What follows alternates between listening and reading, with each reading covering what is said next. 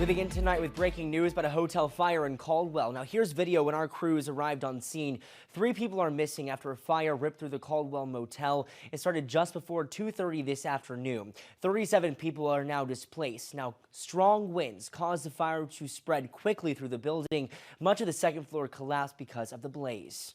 Originally that number was even larger than that, and through our investigation we've been able to locate most of those people, and our number is now down to 3. A scary situation. We know that one person is in the hospital and their condition is unknown at this time. A hotline has been set up for families to reunite with their loved ones at the Caldwell Civic Center. That number is on your screen right now. The American Red Cross is also providing aid to those families that are displaced. A manhunt is underway in Brazos County after an inmate escaped from custody. 19 years old Cody Rowley was on the second floor of St. Joseph's Regional Hospital in Bryan when he escaped through a window and down scaffolding attached to the building Monday night. Brazos County Sheriff's Office is now searching for Rowley, who has been held on for misdemeanor charges. We've pretty much used all of our available resources to try and locate him. We've used canines, drones, helicopters, gotten a lot of assistance from our local agencies here, and that is currently where it stands. We are still searching for him. We have our investigators following up with leads. Brazos County Crime Stoppers is offering a $2,000 reward for information that leads to Rowley's arrest. Officials say if you do spot him, do not approach and contact law enforcement immediately. Now we have an update tonight in the case of a mystery skull found in an abandoned Cameron residence. Researchers believe they know about the skull's origin. The skull recently underwent forensic analysis at Texas State University's Forensic Anthropology Center.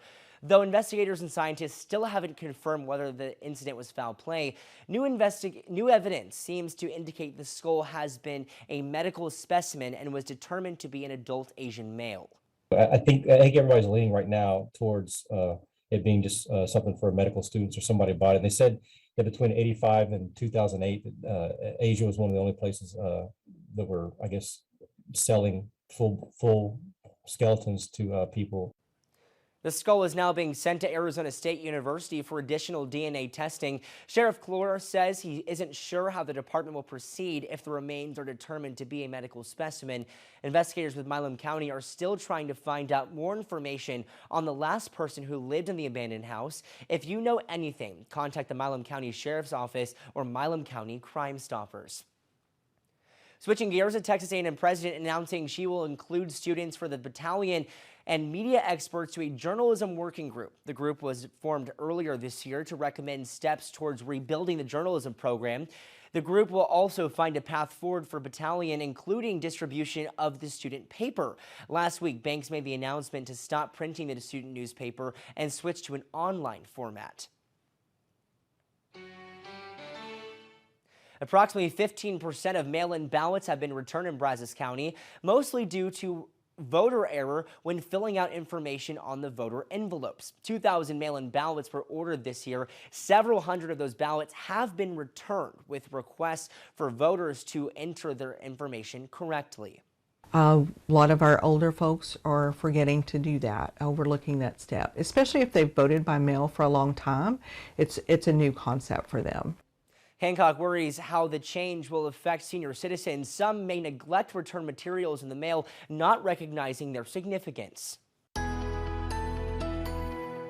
From the Capitol, according to a former chair of the state and national power regulators, power companies can connect to one of the 2 national grids without state approval. According to Pat Wood, the federal government has policies protecting Texas from federal interference, and if connected, Wood says power companies could build gates connecting to the national grid. Companies could also then sell or buy power with the rest of the nation. According to the American Council of Renewable Energy, if Texas was connected to a national grid during the winter storm last year, it could have saved the state billions of dollars and hundreds of lives. The governor is in Fort Worth today holding a roundtable discussion with law enforcement and families concerning the fentanyl crisis the state is facing. Abbott says part of today's roundtable was to let Texans know the dangers of the drug. It's now the leading cause of death for people ages 18 to 45, and according to the governor, more than 1,300 Texans died from fentanyl overdoses in the past year.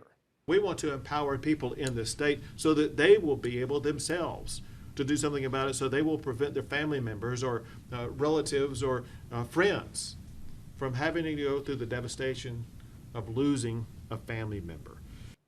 Abbott also took time to blast Congress for providing Customs and Border Protection with less money, saying it essentially makes Congress an accomplice to the drug smuggling. CBP is going to receive $14 billion this year, $927 million less than last year, and $456 million less than requested. Now at the border, hundreds of unused border wall panels now declared as surplus property will now be used as part of Governor Abbott's plan to finish the wall on his own. According to the Texas Tribune, some 1,700 of those panels will be delivered from California. In January 2021, border wall construction was halted by the Biden administration. The state also dedicated more than $1 billion towards the project's completion, including $55 million in donations from private donors.